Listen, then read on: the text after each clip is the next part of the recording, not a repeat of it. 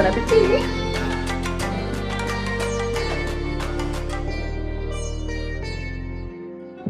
Welcome to Switzerland! In this video, I will take you around Montreux, things to do around, things that I used to love to do because I live here for 2.5 years. So let's start! For this trip, we rented an Airbnb in Montreux.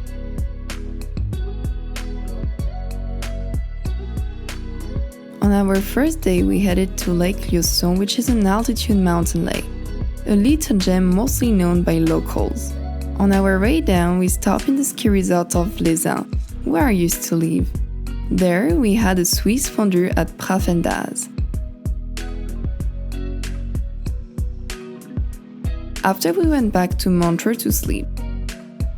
The next day, we kayaked to Chillon Castle.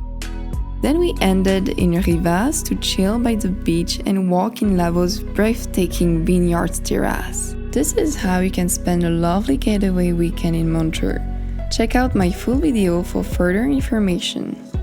Unfortunately, it's already time to say goodbye to beautiful Switzerland and hello Canada.